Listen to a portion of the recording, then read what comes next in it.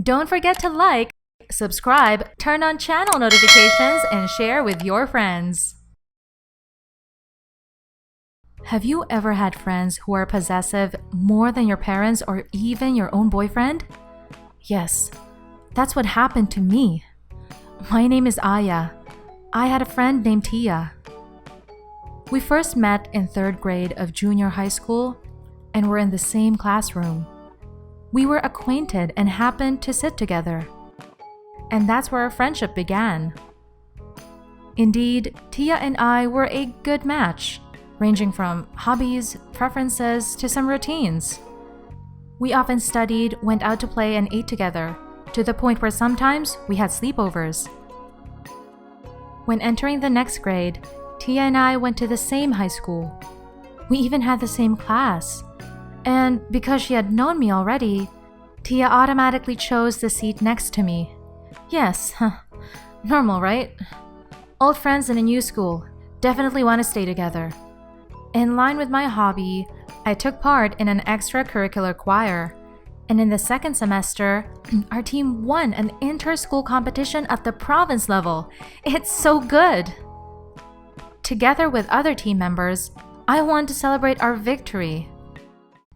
The next day, Teeya didn't talk to me and had a sullen face all day.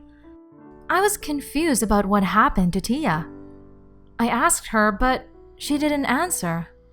I thought maybe she had family problems and needed time alone. One weekend, I invited Teeya just to hang out. As we sat in the cafe, I asked her to tell me why she had changed recently and didn't want to talk to me. I was very surprised to hear the explanation. Teeya was angry because I didn't tell her and invited her to celebrate the victory of our choir team. To me, this made no sense. I explained to Teeya that I didn't invite her because our extracurriculars were different, and that it was only a celebration for the choir team members. I assured Teeya that I had not forgotten her and that there was absolutely no thought of isolating her. Teeya smiled and returned to her original, talkative and cheerful nature. The following months went on normally. Teeya and I chatted, studied, and walked together. Until one day, our class was divided for different activities in study tour groups.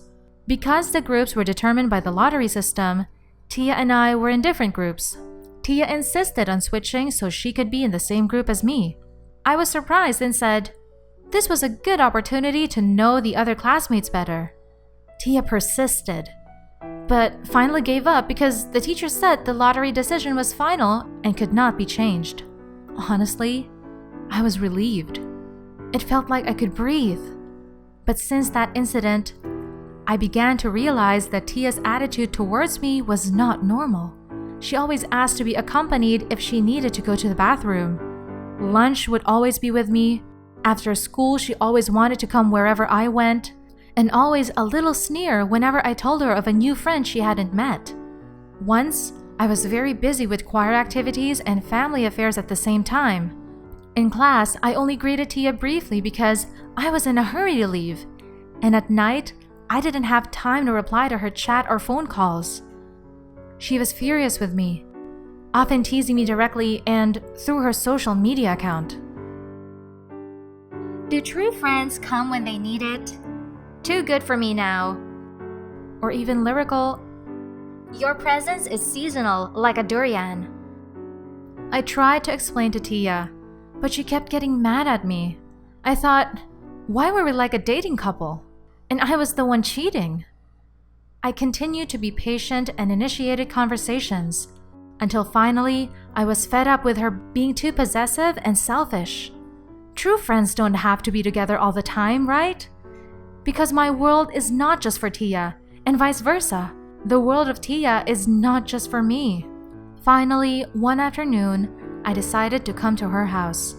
I shed all my frustration and mixed feelings, to the point that I cried because I was carried away by emotion. That's when finally Teeya understood, and after joining in for a long cry, she hugged me and apologized.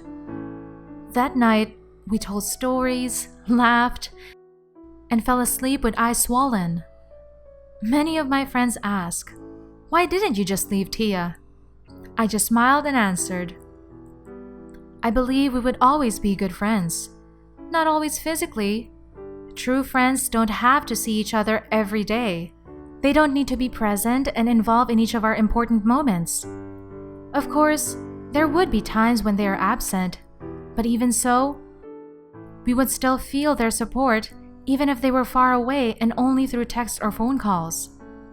Like Teeya, who was always beside me, don't leave a friend to punish, make her aware of her mistakes, or to change her, but take her hand and guide her. Provide an explanation so that she could slowly understand." Teeya was willing to change and began to understand the times when we needed to be by ourselves or hang out with other friends. Slowly, she started walking with her new friends. And of course, I wasn't angry. I was happy because Teeya was able to socialize with the new environment. Teeya's possessive attitude also began to disappear. It took time and didn't happen in an instant, but the most important thing was, Teeya wanted to change for the better.